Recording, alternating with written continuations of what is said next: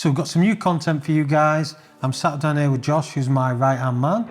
We're going to be giving you some insight into the watch industry, slightly different style to what we normally do, and hopefully you guys will enjoy it. So the first question that is burning on everybody's lips, should you go to the AD in 2024? I mean, for me, that is such a big question. I'm sure you've seen the same with we sat at your desk. It all depends on the model. I think it depends on what you're actually trying to get from your Rolex AD. There's a lot of watches that you will just not get. I think there's certain, especially special dial ones, some of the Oyster Flexes ones, some of the Steel Sports Professionals. The way the market is, unless you have a good relationship, I think, with your authorised dealer, and you've got a spend history and you're actually spending quite a bit of money on a regular basis, I actually don't see the point. There are exceptions that obviously where we've got the professional flippers out there who still have their sort of clause into the authorised dealer, where they're still getting the allocation. But the majority of watches now, you can pick up retail or just over, even some of the harder watches. I mean, look, we're selling, Ghost now for what, 10, 20% over retail, something like that. So we all know how hard they are to get. People are just sick and tired of it. Of waiting, aren't they? It's not just the, it's the experience. They want to go, enjoy the experience, buy a nice watch, and take it away. And that's been taken away from them. So they have to now go, play the game, take some watches they don't want. Due to market trends, I think, and the prices being where they are, people are just not willing to do that. And also they don't like the experience. So that is one good thing with what we offer, because we offer more than just a watch, don't we? Yeah. So, I mean, you'll hear it probably a lot more than me, but the feedback we get is, I've just so enjoyed the experience. It's just more than that, isn't it? Yeah. So, yes, if you have a good relationship, I think that's the answer.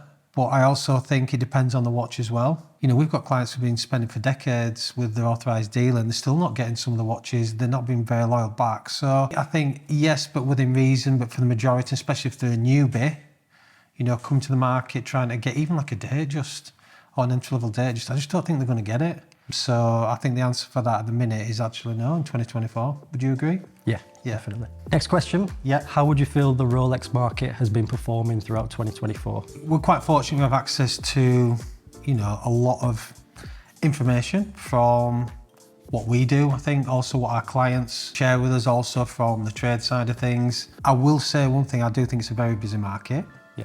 I do think the margins are smaller. I think we're selling a lot more watches. Our volume's definitely gone up. I'm sure you'll agree on that. We're adding sort of more team members out to the team to be able to cope with the demand. But I also think cost of prices have corrected. I do think we've been a bit more competitive than what we used to be.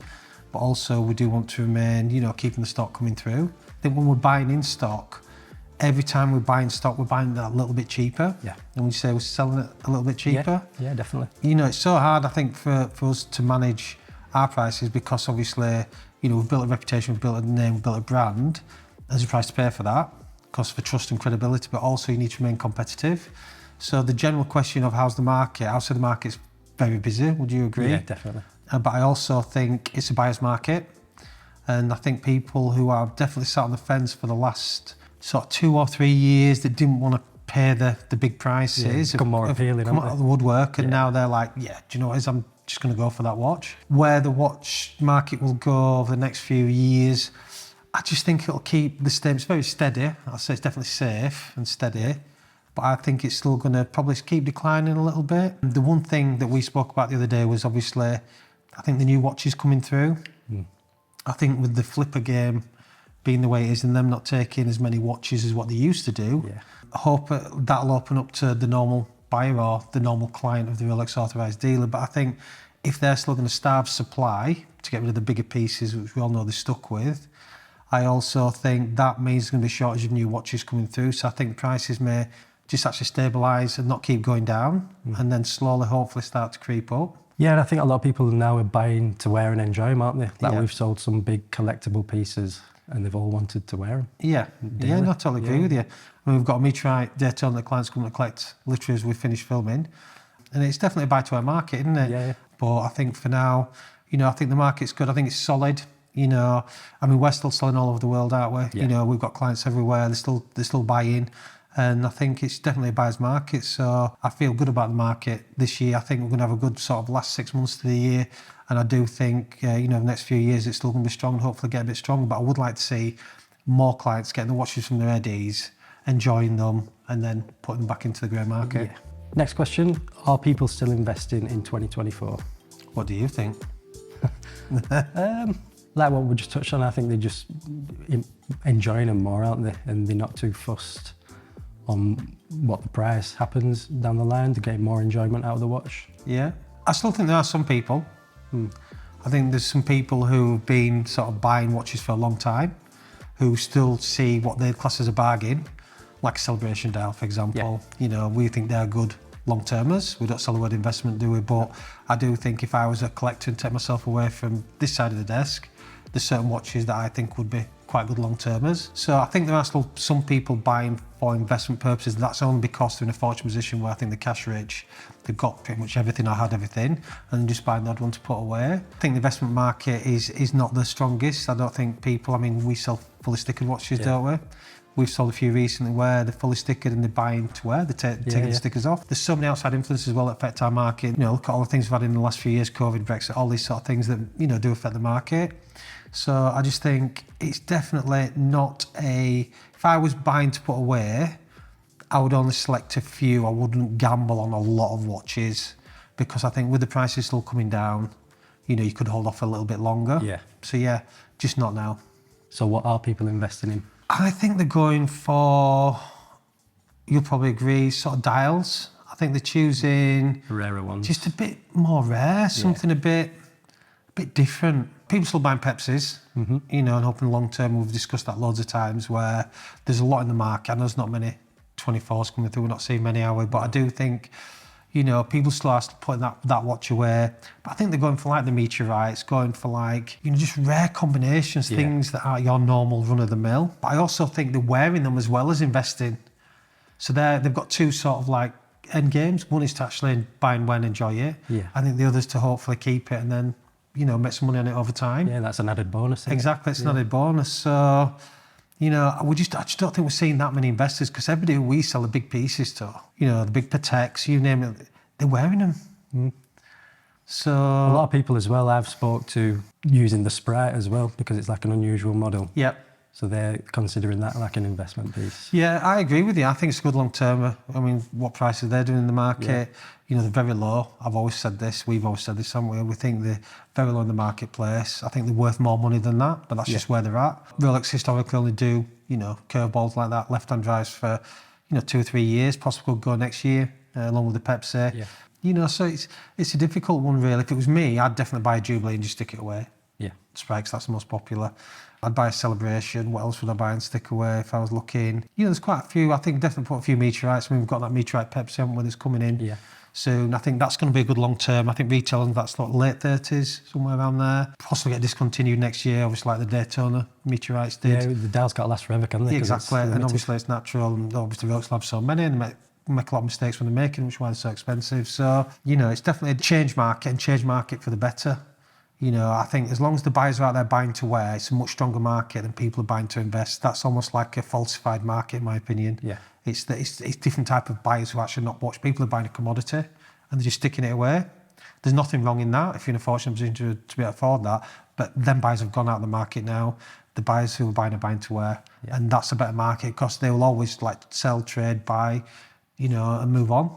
So the market will be very busy. The buyers that came in to buy just for investments, they've actually gone now and shrunk away. How do you think the market will go over the next few years? I think it's definitely stable.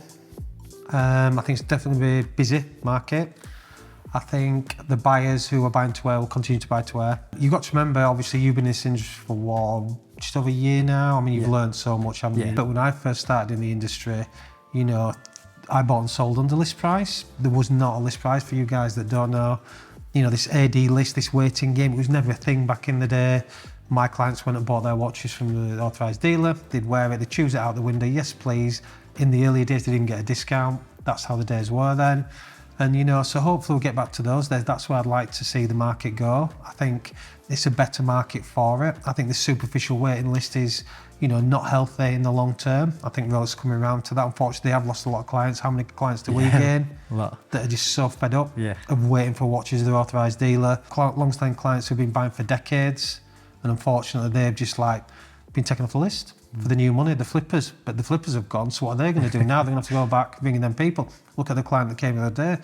You know, he was invited down. They didn't give him any reason to come down, and then tried to offer him all the big pieces, kind of like secretly got him in, just try and sell him watches he didn't even want. So it's definitely a different market, but I just want to see, I would prefer to see the wait list reduced, more given out to their clients, which means more watches for us on the market. And I'm happy to sell on the list. We're happy. It doesn't really matter for us, does it? No. We've got a margin. We can sell on the list, we can sell list, we can sell over. It makes no difference. But the main thing is the watch buyers are back, and that's what I love about it. Do you think Rolex will have to change their methods eventually then? Or? You'd like to think so, wouldn't you? But, let's look at figures for last year. Rolex produced 1.25 million watches. That's their official figures. It will be more. We all know. Everybody tells little fibs. It was 1 million the year before, so that's their official figures. We haven't had 24 figures in yet, so we don't know where they're at. So they are producing more watches, but they are starving, the market, or giving them to the people who's on their list, like the flippers and what have you. So I think, if they're going to ramp up production, we're looking at the new factory in Switzerland opening in 2029. Let's see how that goes. It's quite a few years away. In the meantime, they just need to speed up the waiting list, get more watches out there, start giving watches to the people that really want them, reduce the big pieces, give a discount on those, or bundle if they have to, and then just get the watches moving, because it's quite demotivating for them to go in, because obviously people who watch this channel know the market and prices, don't they? To walk in, see watches that you can't buy, exhibition only, all this sort of thing. I just think it's rubbish. I just think they should change the way they do things. They've got the name, they've got the brand, they've got the market, they've got the people that want to buy them. But what they need to do is actually just think, right, if someone's willing to come in and buy a big Daytona, often they'll come like 10, 20% off if they're willing to take it, and then at least keeps the wheels going. It's not undermining the brand, it's actually what really the watch is worth. And then, then they'll get the GMTs and the subs and things like that. I think that's what they need to do, and stop this control of like trying to make you buy things in jewellery. I think it's just the wrong way to do it. They've turned a lot of people off the way that they process it, and the way that they're made to feel to go in and be questioned to buy a watch. So I think they've made a few errors along the way. I'm sure, they've got many chess moves in front of what we're thinking, but I generally think, they could have done things differently. Because, they're just pushing clients into our hands, and look how many, new clients we're getting at the boutique, every day of the week. Yeah. So they're a bit of fools to themselves, really. If you guys enjoyed this new format, if you've got any questions for us, drop them in the comments below.